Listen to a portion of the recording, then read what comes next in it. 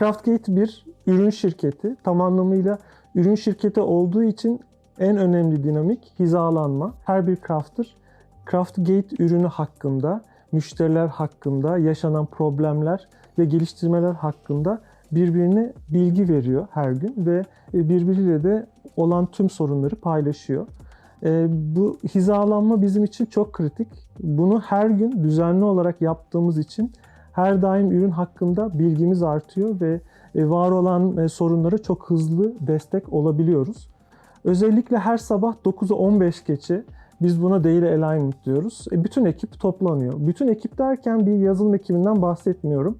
Aslında Craftgate yapan herkes, satış, pazarlama, operasyon, yazılım, test, muhasebe, herkes aslında orada oluyor. Tabii remote çalıştığımız için Zoom kutuları içerisinde orada oluyoruz ama her ne kadar yüz yüze göz teması kuramasak da birbirimizle bilgileri paylaşıyoruz. 9'a 15 geçe özellikle bekleyen işler, müşterinin beklediği işler, var olan problemler, gelecekte yapılması planlanan işler ve her tür plan orada paylaşılıyor.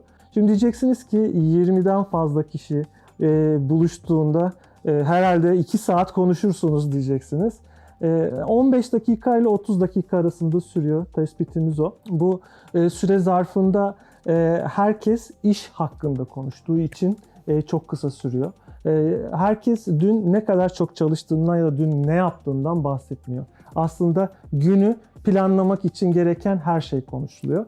O nedenle buna bir daily scrum diyemeyiz ya da herhangi bir günlük standart bir framework'te kullanılan günlük toplantı diyemeyiz. Biz Scrum koşmuyoruz, Kanban koşmuyoruz ya da herhangi bir başka bir framework'ü körü körüne bağlı değiliz. İhtiyacımız yok, ancak ihtiyacımız olmayacağı anlamına gelmiyor.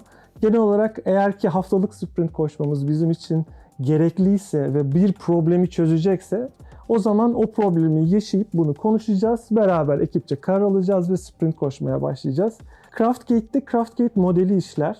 Craftgate modelinin ana temelinde Kaizen vardır. Kaizen sürekli iyileştirmek demektir. Biz var olan herhangi bir problemi ele alır, onu çözecek bir aksiyon alırız. Onu iyileştiririz, o problemi kaldırırız ve sonraki adımlarda yeni probleme kadar bu şekilde ilerleriz. O nedenle şu anda her gün yaptığımız günlük planlama bizim için tam anlamıyla bir Kaizen.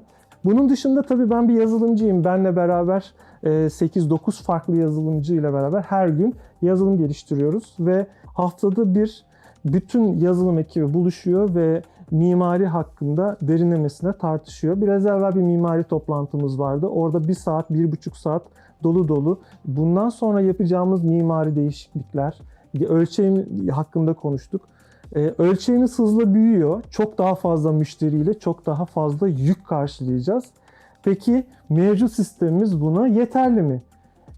Yazılım öyle bir şey ki zaman içerisinde yetersiz, sürekli daha yetersiz kalıyor ve sürekli iyileştirilmesi, geliştirilmesi gerekiyor. O nedenle biz de bir sonraki aşamaya daha hazırlıklı olabilmek için, daha o sorunlar yaşanmadan onun önlemini almaya çalışıyoruz. Mimari toplantılarında bundan 4 ay sonra karşımıza gelmesi muhtemel olan problemlerin çözümlerini şimdiden tartışıyoruz ki önlemini şimdiden alalım ve gelecekte bu problemlerle karşılaşmayalım. Bir başka toplantımız ise retrospektif. Retrospektifleri de çok seviyorum çünkü Kaizen'i Kaizen yapan, yani söylemesi kolay ama sürekli iyileştirmeyi insanları iten ana ritüellerden birisi de gözden geçirme toplantıları. Retrospektif, geçmişi gözden geçirmek demek.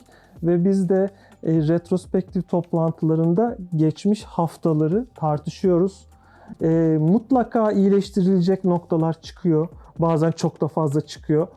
Mükemmel olmayı hedeflemiyoruz tabii ki. Böyle bir şirket olamaz. İletişim problemleri illaki olacak. Bir yazılımsal problemler olacak. Yanlış anlaşılmalar olacak ama insan ilişkilerinden iş yapış şekline, teknikten non-teknik müşteriyle olan ilişkilere kadar herhangi bir alanda yaşanan tüm sorunları orada olabildiği kadar şeffafça tabii ki masaya yatırmak ve orada çözüm odaklı, çözüm önerileriyle onlara iyileştirmeye çalışmaya gayret ediyoruz. Günün sonunda Craftgate'de çalışan crafter'lar olarak bir günümüzde sürekli çalışan iş arkadaşlarımızla iletişim halinde oluyoruz. Bilgi paylaşıyoruz, beraber pair oluyoruz. Teknik alanlarda sıklıkla yan yana gelip çalışıyoruz. Her ne kadar remote uzaktan çalışsak da Zoom kutusunda beraber kodu açıyoruz ya da beraber Excel'i açıyoruz, beraber müşteriyle konuşuyoruz. Aynı beraber vakit geçiriyoruz. Bu hem bize hem karşımızdaki kişiye çok fazla şey katıyor. Yüz yüze görüşmek, beraber paylaşmak, fiziksel olarak da sohbet etmek çok ihtiyacı hissediyoruz biz de. Yılda birkaç kez bütün ekipçe beraber buluşuyoruz. Bunu sıklığını arttırmaya da çalışıyoruz. Örneğin geçen sefer Sapancı'da, sanırım yaz sonuydu. Sapancı'da bütün ekip hep beraber buluştuk ve büyük bir hafta sonu geçirdik. Bu çok eğlenceliydi. Hakikaten bunu daha sık yapmalıyız dediğimiz bir buluşmaydı. Bunun dışında kahvaltılarımız oluyor. Bunun dışında ekipçe buluştuğumuz çeşitli dönemler oluyor. Mesela yılbaşı toplantıları gibi toplantılar yapıyoruz. Olabildiği kadar yılda düzenli tutarak bu buluşmaları tekrarlıyoruz ki birbirimizi daha iyi tanıyalım, paylaşım yapalım ve zaten uzakta çalışmak nedeniyle oluşan iletişim problemlerinin de üstesinden gelelim.